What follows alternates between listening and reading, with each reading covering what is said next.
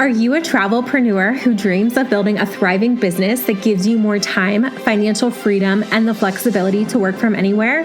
Then you're in the right place, my friend. This is the Passports, Profits, and Pixie Dust podcast. I'm Lindsay Dollinger, and I've built multiple six-figure businesses while traveling the world, living life on my terms, and helping women entrepreneurs do the same. Whether you're a travel advisor, an online business owner, or someone looking to add more adventure and income to your life, this podcast is here to guide you. Each episode, I'll bring you business strategies that actually work, productivity hacks, branding and marketing expertise, and plenty of pixie dust fun to help you create a business that fuels your passion for both profits and travel.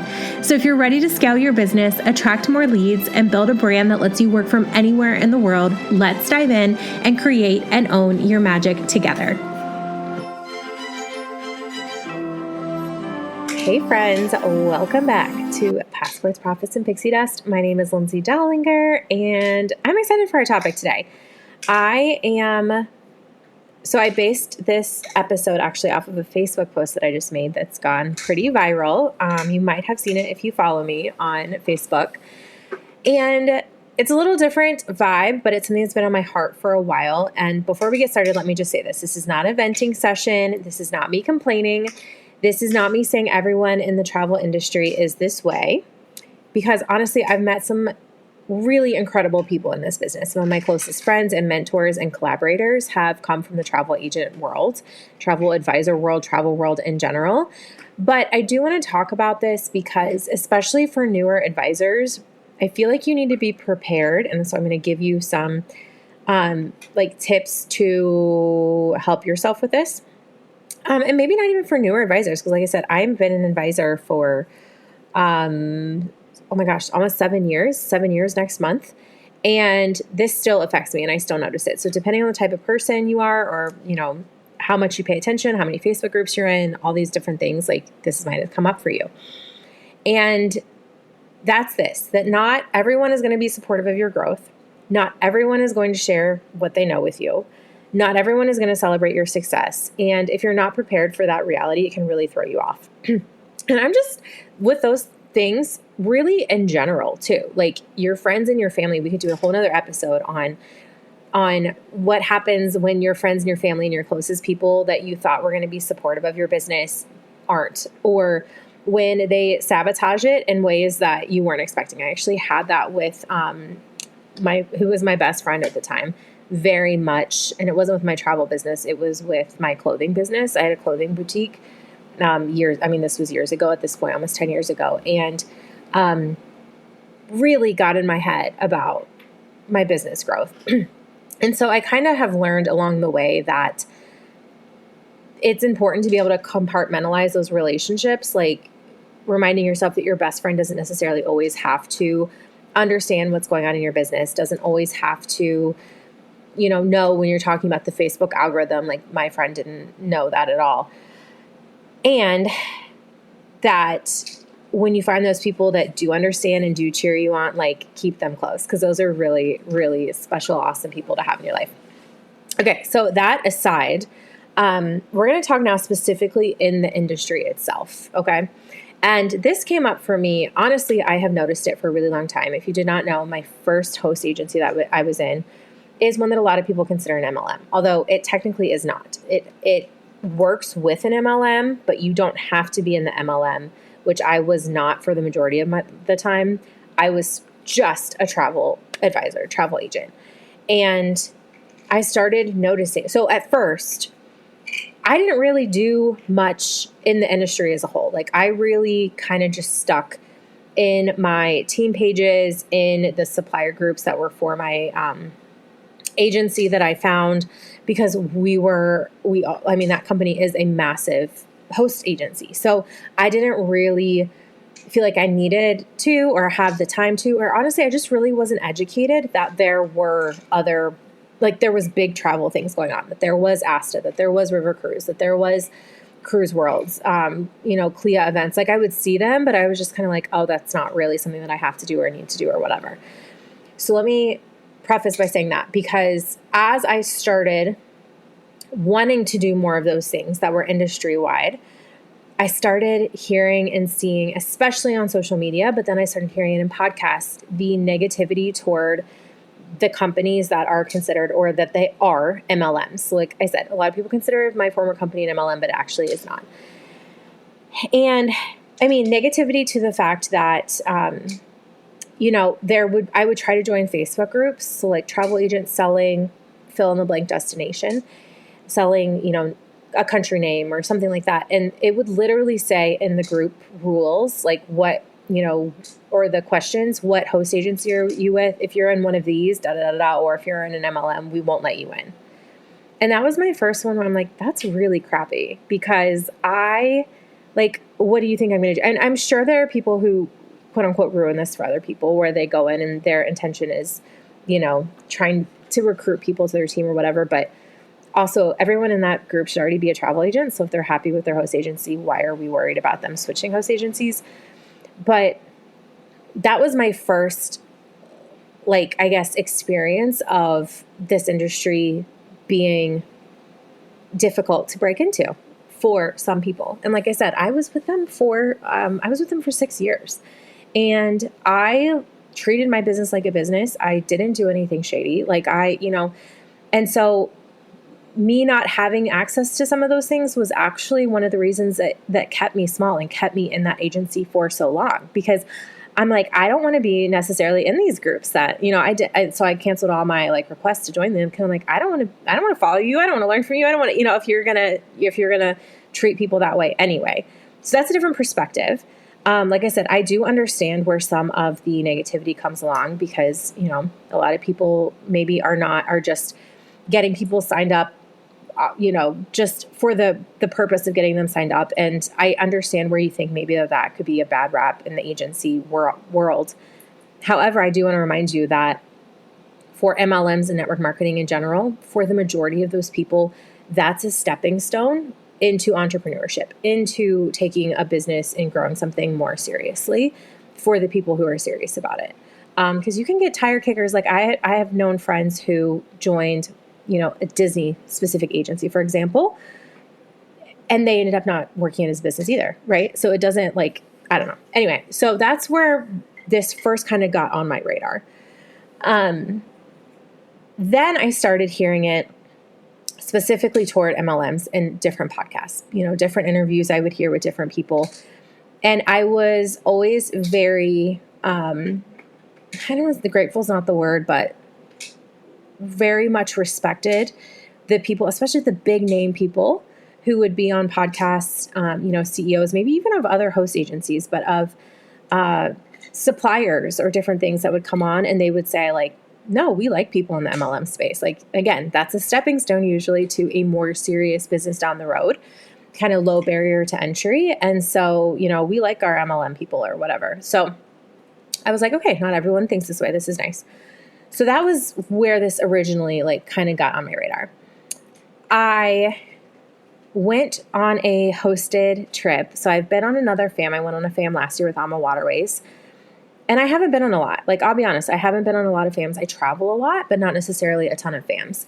And for those of you who are newer to listening to this, I did business coaching for women since really officially since 2020, but I grew network marketing businesses before that. So I have always coached women in different fields, different industries.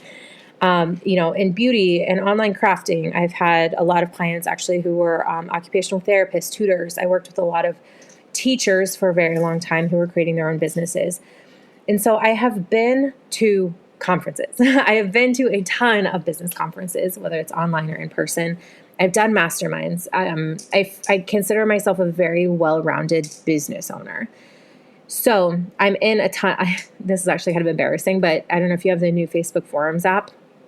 I downloaded that a couple weeks ago, and it says I'm in over 5,000 Facebook groups. I'm in a lot of Facebook groups, right? So, and obviously I'm not in all those all the time, right? But I'm a member of over 5,000 groups. So I've got a lot of interest. And so I have met a lot of people in a lot of businesses over the years. Let's just put it that way. All of that to say, well, let me back up before I go into the FAM group.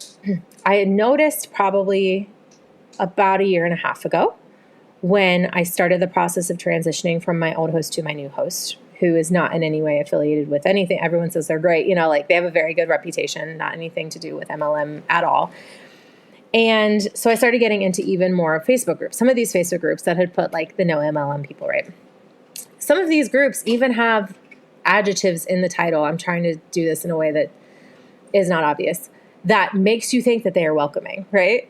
So I would get in them and start seeing and start noticing posts that, and yes, there was some MLM bashing, but this whole thing's not about MLM, but things like, I have XYZ client, or I have this situation, what should I do, or what, blah, blah. And then the comments underneath would be like, well, haven't you done the training? Or, don't you have a good person to talk to? Okay, friends, comments like those are not helpful. Now, if you want to say, you can find this answer in, the Virgin Voyages training, this is what I would do in that situation, that would be a helpful answer, right? If you don't have time to provide a helpful answer, let's just not do it, right? So I started seeing things like that pop up. I also started seeing, and I still see a lot of this, I'm currently in Disney World. I'm currently on a cruise, and this travel advisor is going around telling people they're a travel advisor and they're stealing clients and yada, yada, yada, yada. And then the comments just light up. And the majority of them are like, I'm so sick of this, and you need to turn this person into their BDM, and you need to do this, and blah, blah, blah, blah, blah. Friends, if you haven't learned this yet, I'm going to tell you right now. If you spend all your time worrying about someone else's business or what someone else is doing instead of worrying what you should be doing, you are wasting your time and your energy on someone that is not going to get you any clients. You think you're going to get more clients by spending your time turning someone into their BDM or reporting someone for doing something? No, you're not. It's just you're not.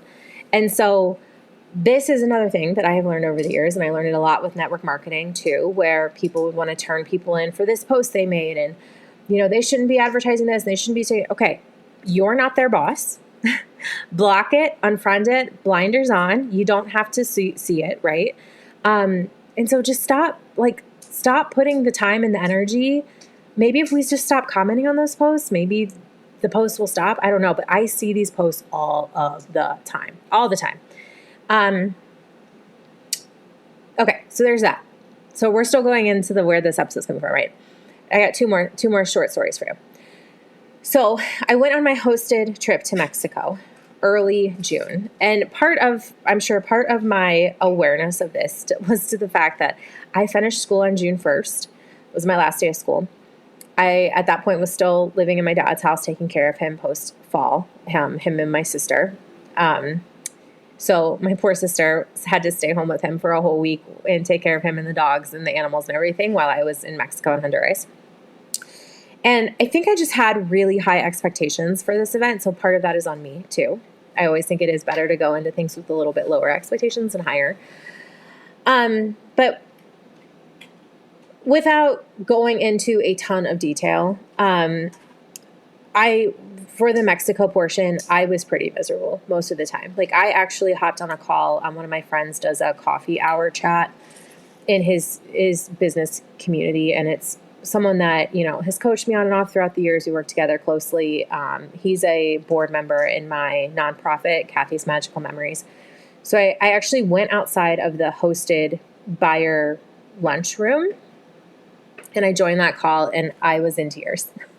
I was just like, I can't handle this energy. I have never been around this sort of thing in my life. And I had seen it online, and it just was extremely overwhelming. So the things about it that were overwhelming was just negativity. And there were certain people who were definitely more negative than others. And not everyone was like this. I don't want, if you're listening to this and you're like, girl, I talked to you at that event and we did, no. But in general, the vibe was a lot more negative from the travel advisors that I met, and that we were complaining, we were putting things down, and not even that, but it just felt like everyone was trying to one-up each other. I don't think I talked about a single trip I had been on, a single client I had ever booked. I don't think I shared anything about my business with anyone. And those are the sorts of conversations, I guess, that I was expecting to have. And I do think a part of this too is that I think there are a lot of people in this industry who they view themselves as a travel agent who books travel, not as a travel business owner who cares about the other business aspects of it. And I think that's actually one of the biggest things that is holding back a lot of people from really exploding and growing in their business, is not paying attention to some of those business type things that like other industries are talking about. And maybe that comes from me being in the coaching field and the marketing field for so long, but like no one was sharing about marketing. Like I had to ask people like, what platforms are you using? You know, what's working for you, blah, blah, blah. How many follow, you know, a lot of people didn't have email lists, or if they did, no one really shared about it. Like it wasn't the sort of conversations, I guess, that I was expecting to have. It was more like, I'm going to one up you with the amount of places that I have traveled to, or the amount of fam trips I have been on and things like that. And oh my gosh, you haven't been to that country? I've been like 6 times. That's not the vibe, right? That's not the vibe. Like I feel like I have a lot to share. Like I have a lot that I really, really wanted to share and have these conversations with people to like up level our businesses. And that just was not it. So I think that was the piece. I guess maybe not that there were definitely a couple of people that were extremely negative. I guess that was the piece of the relationship building and of what I was hoping to get away from that conference that wasn't there. So it wasn't necessarily like all negativity. But there was a lot of cattiness, and there was a lot of things that I heard about, were told stories about people who were there or experiences that they had had with them on past trips where like, and I witnessed someone do this on our trip where they got paid, like they got the flight to a country and then didn't go on the fam trip. Like, so the company paid for this person's flight. They went off and did their own thing and then paid for their own flight home. And I'm just like, to me, this is so crappy. Like, I can't ever even imagine, like, I would never have had the Honduran Tourism Board pay for my flight, go off and do my own thing, and then fly home. Like, that would never even cross my mind. And I literally witnessed this happen with someone. And they told me stories about how a different person on this same trip had done that, I think, twice in another country, like in 2 other countries. And I mean, my mind was just blown. Mine just blown. And maybe this happens. Like, maybe this is like something that, you know, anyway, we're getting a little off task. So that was that. What was the other story I was going to tell with that? Oh, so then all of this post came up yesterday because I'm in the car. I'm listening to another podcast. It's a podcast put on by a, like a travel, I'm trying to say it without giving it away, like a company who educates travel agents, works very closely with travel agents. And they had on an advisor who was talking about building your niche. Okay. Which is a pretty hot topic. Like everyone talks about building your niche and different things, right? So this woman was specifically, and she had a very specific niche, one that like I would never build because I don't do that thing. So it was a niche built around a hobby. So she's like, basically, you know, I booked this trip and this is, you know, this is how I did it. And like, not this is how I did it, but I had to call companies, and a lot of hotels thought that they were ready to set this hobby up, but they actually weren't because they didn't have enough of XYZ. That's where I stepped in, and like, this is what makes me an expert. Okay, great. So then the host at the end of the podcast, this is like 3 minutes left. So if you turned the episode off early, you did not catch this. The last question he asked was, okay, so if someone new is listening to this, and it might be worded a little different, but this is the gist. If someone new is listening to this and they, you know, have a hobby like this, or they've been really thinking about niching down in a specific area, what would you recommend them to do? Like, what kind of words of advice would you give them? And I kid you not, this woman says, well, my advice is what not to do, and that is don't call me. She says, don't call me. Don't ask me to share my secrets because I'm not sharing them. I mean, I might share them with people that I know, but I'm not just sharing them with people that I don't know. So my advice is don't call me. Like, figure it out on your own. I was like, oh my gosh, that right there sums up literally what I have been seeing. And it's not everyone. It's not like, you know, it's not everyone. But I have never seen or heard an answer like that in any other podcast, any other industry, anything in my life.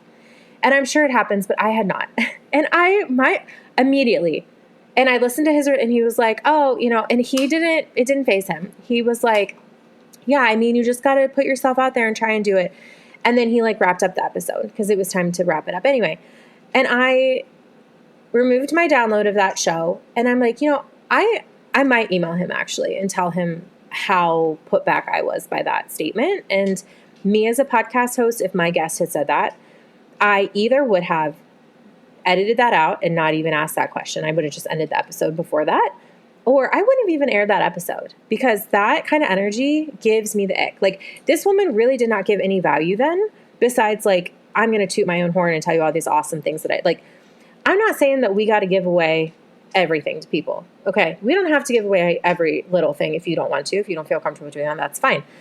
However, an answer like, just do it. Put yourself out there. Try and see what happens.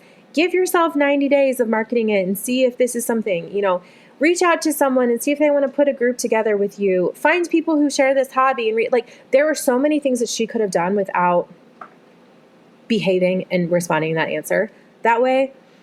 And that, I think, is the difference between like what I was kind of expecting and the reality sometimes of people that, well, we can't control them, right? But in this industry specifically that I have seen more. So that's the backstory.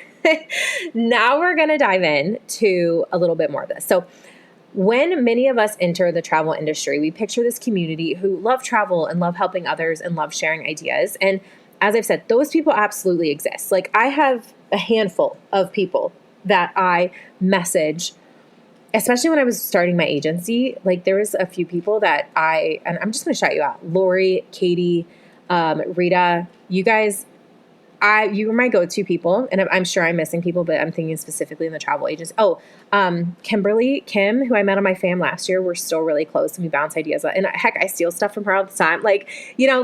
There are your people that you can find, and you're probably going to discover the other side too. And if you never do, that kind of bliss, great. Like, I hope you live in it. But there is a side where those people are more territorial. They guard information a little bit more. Questions might get met with sarcasm instead of support, and people might spend more energy worrying about what other people are doing than improving their own business, like I've already mentioned. So if you've experienced that, I want to let you know you're not alone. And more importantly, it doesn't mean you're in the wrong industry, and it doesn't mean our industry is bad. Like, I freaking love this industry, and I am really on a path now and like a mission to support other people in this who I know I'm not the only one who has felt this and who has seen this as well. I think a lot of this, truthfully, when it all comes down to it, comes down to mindset. There are generally two ways that people approach business. The first is abundance, and the second is scarcity. And you've probably seen that and heard that before, but stick with me. An abundance mindset says there are enough clients, there are enough opportunities. Someone else's success does not take away from mine. I can help someone and still win. A scarcity mindset says if they succeed, I lose. If I share my strategy, someone will steal it. If someone else grows, there's less available for me. And here's the thing. The travel agency or travel industry didn't invent the scarcity mindset. It's everywhere. I've seen it in education. I've seen it in entrepreneurship, direct sales, corporate environments, whatever. It's a people problem, not an industry problem. I think I see it a lot in this industry, though, because we're a lot of women. And there's a reason that people say that women can be difficult to work with. Okay. So one thing that fascinates me is when successful people refuse to even share basic encouragement. I already talked about that with the podcast. I'm not saying that you have to give away years of expertise for free. And I'm not talking about providing hours of consulting, or heck, there's a difference, between allowing someone some help and some guidance and allowing them to endlessly pick your brain or take your time. So that podcast where I shared with you that woman's answer, what a missed opportunity for her, really. Because you don't have to reveal every strategy and you don't have to hand over your business blueprint, but you can encourage people. You can tell them to start. You can tell them to do market research. You can tell them how to serve people well. You can tell them to be consistent. You can tell them it's possible, and those things cost you nothing. And here's what happens, friends. When we encourage and we help strengthen other advisors and agents in our industry, the rising tide lifts all ships, right? Like, we all get elevated. We all become better. If you're new, here's what I want you to remember. Do not mistake someone's unwillingness to help for evidence that you can't succeed. Some people will act like they've discovered a secret formula. Here's a secret. They haven't. Most successful businesses are built on remarkably simple principles: consistency, relationships, trust, follow-up, visibility, excellent service, putting in the time. There isn't some magical hidden vault of information that only the few chosen get access to. Success is usually much less glamorous than people want it to be. So let's get practical about how can we ignore this noise that I'm talking about, and what can you do when you encounter this negativity. First thing, stop looking for validation from everyone. This is a big lesson for me too, because not everyone has to approve of your business. Not everyone has to understand your goals. Not everyone has to support what you're building. Your job is not to convince anyone. Your job is to keep moving. The second thing is to curate your environment. Leave those Facebook groups that make you feel discouraged. Turn off the notifications. That's what I did first. I turned off the notifications so that I just wasn't seeing them, but I could go in if I wanted to and search for, an answer to something, or maybe make a post if I needed to. Mute conversations. Okay, if your chats on Facebook, especially, or Instagram or whatever, are not already muted, what are you even doing with your life? I just have to say that. But mute conversations, especially group combos that drain your energy. Follow people who educate, encourage, and inspire you. Like, there's some people in their Facebook group, I'm not necessarily in their Facebook group for them. Like, I don't follow them other places. They're not really my people, but I am there for the information that gets dropped in the feed. That's okay. Protect your mindset, more than anything. And remember that what you consume every day matters. So if you're, and I've done this, allowing yourself to get in your head, if you're one of those people listening and you're in an MLM, don't let these posts that are anti-MLM stop you from growing the business that you want to grow. Okay. Step 3, focus on the helpers. Just like Mr. Rogers famously said, look for the helpers, because that's great advice in business too. For every negative person that's out there, there's a dozen more people quietly helping others. They might not be doing it on the surface. Find those people. Spend your time there. And while you're there, this is step number 4, ask better questions. Instead of asking, will you tell me exactly how you built your business? Try, what would you do differently if you were starting today? What's one lesson you learned the hard way? What's one mistake I can avoid?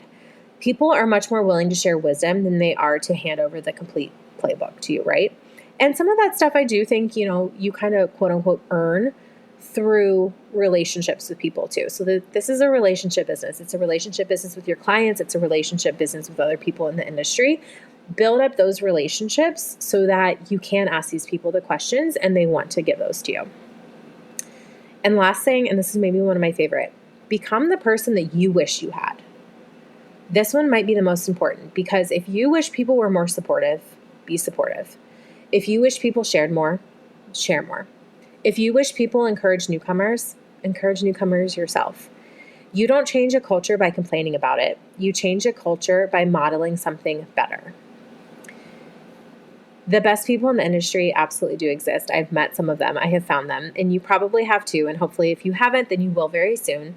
They're the people who answer the questions and they celebrate others. They collaborate. They're the people who genuinely want everyone to win.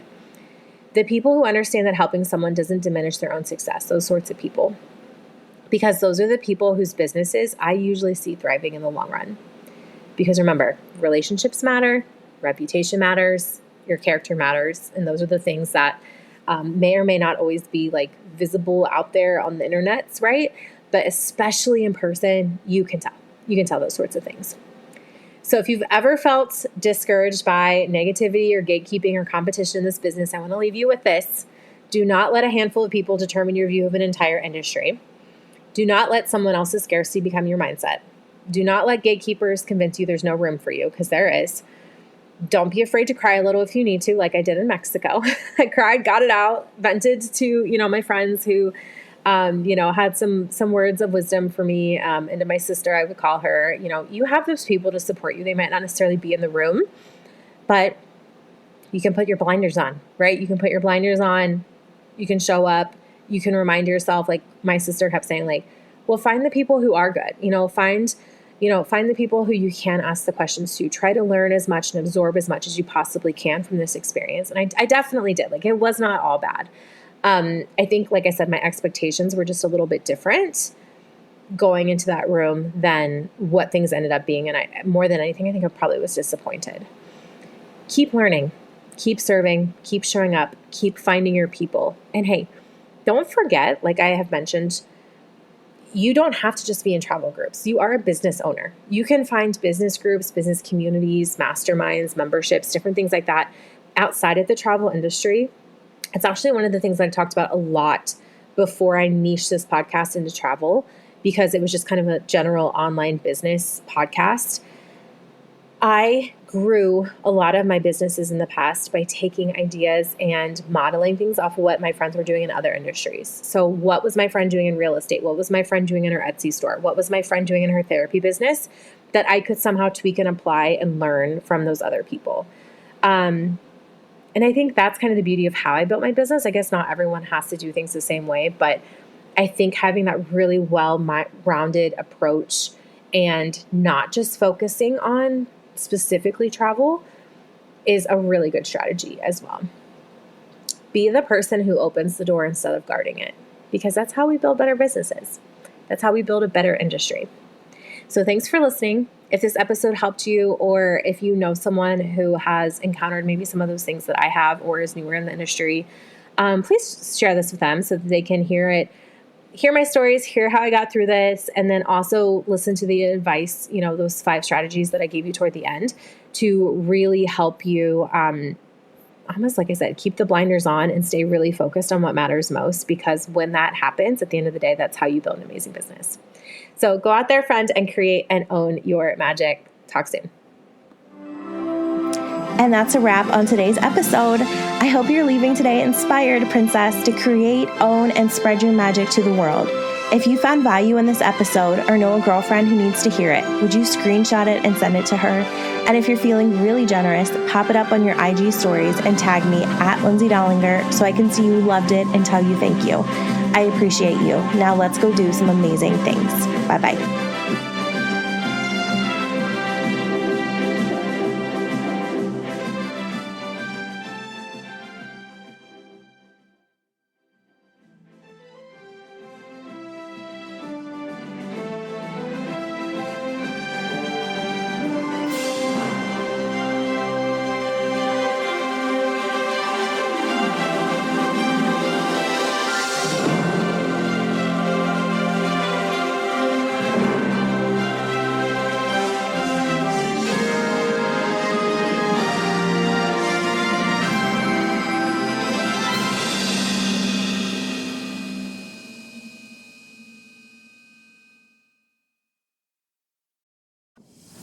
Hey, fellow Disney lover, are you looking for magical, comfy fashion? Then you need to check out Bella Bling's shop. Bella Bling's size-inclusive line is perfect for park hopping, princess races, or just adding a bit of everyday magic into your life. Much of the artwork of this comfortable clothing line is hand-drawn, unique artwork. I know this because I watch my sister do it. Yes, this is my sister's shop, and she takes so much time and care into everything that she creates. Every single piece is special. So again, whether you are just getting excited, going to the parks, whether you're getting ready to run a race, or whether you just want to add a little bit of Disney fashion into your life, make sure you check out Bella Bling's adorable, comfortable styles. Visit www.bellablingshop.com. I'll put that in the show notes for you. And make sure you use code PODCAST, all capital letters, to get 10% off your first order. Tag me when you get it, and I want to see what you decide.